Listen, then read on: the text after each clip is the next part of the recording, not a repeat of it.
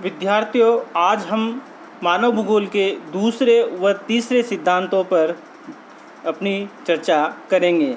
दूसरा सिद्धांत है पार्थीव एकता का सिद्धांत। वातावरण के विभिन्न तत्व परस्पर एक दूसरे से घनिष्ठ संबंध रखते हैं। कोई परिस्थिति अकेली नहीं होती, वरन उसका जन्म विकास बहुत से तथ्यों के जटिल समूह से होता है।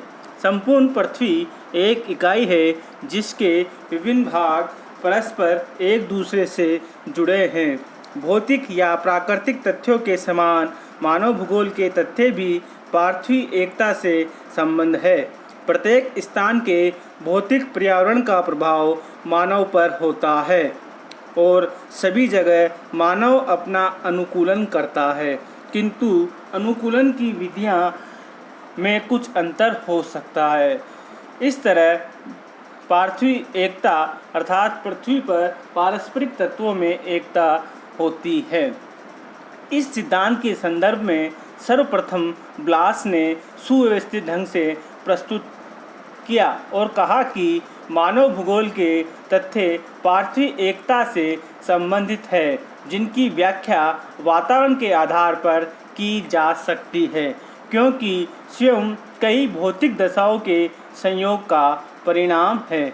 रेडजेल ने भी इस सिद्धांत पर बल दिया और कहा कि मानव भूगोल के दृश्य पार्थीव एकता से संबंधित है और उसी के द्वारा समझाए जा सकते हैं। प्रत्येक स्थान पर भौगोलिक दृश्य वहाँ के वातावरण से संबंधित है और वातावरण भौतिक दशाओं का एक योग है। ब्लास व ब्रुन्स दोनों इसके कट्टर समर्थक थे और किसी स्थान पर जितने जीवधारी जैसे वनस्पति, जंतु, मनुष्य होते हैं, उन सब में एक पारस्परिक संबंध होता है और ये सब की अपनी परिस्थितियों से समायोजन स्थापित कर लेते हैं। वातावरण का अध्ययन करते समय इन सब का मिला-जुला अध्ययन किया जाता है।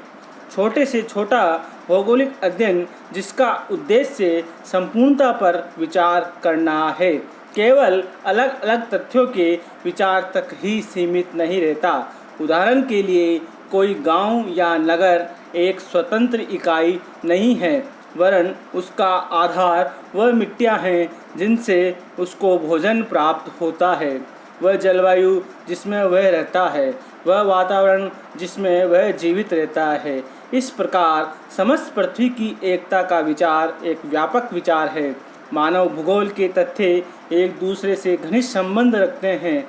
ब्रुन्स के अनुसार परिवर्तन व अंतर संबंध दो ऐसे सिद्धांत हैं जो किसी क्षेत्र की भौगोलिक व्याख्या करने के लिए स्पष्ट है।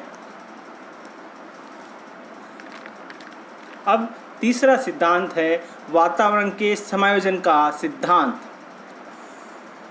विभिन्न क्षेत्र के वातावरण द्वारा निर्धारित की गई सीमाओं के अंदर वहाँ के निवासी मानव वर्ग अपनी आवश्यकताओं, क्षमताओं, छाट के अनुसार वातावरण के साथ समायोजन करके उन प्रदेशों का क्षेत्र संगठन करते हैं। वातावरण समायोजन दो प्रकार से होता है, एक तो अनुकूलन और दूसरा रूपांतरण। अनुकूलन में भौतिक वातावरण के अनुसार व्यक्ति या जीव ढलने लगता है। जैसे टुंड्रा प्रदेश के निवासी कच्चा मांस भोजन के रूप में प्रयोग करते हैं और उससे प्राप्त होने वाली खाल के वस्त्र बनाते हैं। ऐसा उन्होंने वहाँ के वातावरण के अनुसार अपने आप को अनुकूलित किया है। वहाँ मिलने वाली बर्फ से अपना मकान बनाते हैं, तो ये कार्य भी अनुकूलन का है। जबकि वहाँ से ठंड से बचने के लिए मछली की चर्बी को जलाते हैं, तो ये कार्य वातावरण के रूपांतरण या परिवर्तन का है। इस तरह दूसरा जो कार्य है रूपांतरण या परिवर्तन, उसमें प्राकृतिक वातावरण में परिवर्तन या सांस्कृतिक वातावरण में परिवर्तन का आता है। अनुकूलन में कुछ कार्य मानव समूह अपनी इच्छा के अनुसार करते हैं, जैसे यूरोपियन लोग जब उष्ण प्रदेश की सांस्कृतिक वातावरण में गए तो ये उनका ऐच्छिक अनुकूलन कहलाता है, जबकि अनैच्छिक अनुकूलन ये होता है कि जो अपनी इच्छा अनुसार नहीं किया जाता, बल्कि किसी व्यक्ति को विपरीत जलवायु में प्रवास कर दिया जाता है। पृथ्वी के विभिन्न प्रदेशों में मनुष्य ने प्राकृतिक वातावरण का प्रयोग करके सांस्कृतिक वातावरण की रचना की है और सांस्कृतिक संपर्क के द्वारा नए सभ्यताओं के रूप का विकास हो रहा है। विभिन्न देशों में विभिन्न बोलचाल भाषा भिन्न भिन्न है। वहाँ की खेती, कारखाने, व्यापार, परिवहन, संचार साधन की तकनीकी भी भिन्न भिन्न हैं। ये सब वहाँ के वातावरण के साथ साथ रूपांतरण और परिवर्तन का कार्य है। वहाँ के वातावरण के अनुसार सांस्कृतिक वातावरण में परिवर्तन किया जाता है। वर्तमान में मानव की प्रगति बहुत तेज है और वातावरण ने मानव को विकास के अनेक आयाम स्थापित करने का मौका दिया है। भौतिक और सांस्कृतिक परिस्थितियों में आश्चर्यजनक महत्वपूर्ण परिवर्तन हुए हैं, परंतु इतना सब कुछ करते हुए मनुष्य कभी भौतिक दशाओं पर पूर्ण विजय प्राप्त नहीं कर सकता। प्रकृति के द्वारा निर्धारित की गई सीमा में ही मानव को अपनी क्रियाओं की छांट करनी पड़ती है।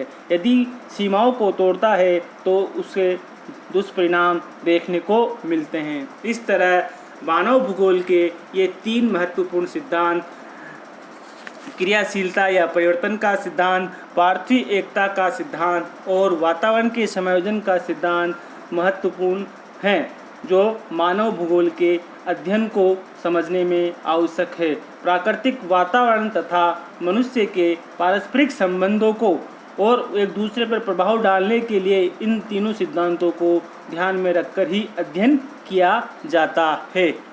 धन्यवाद।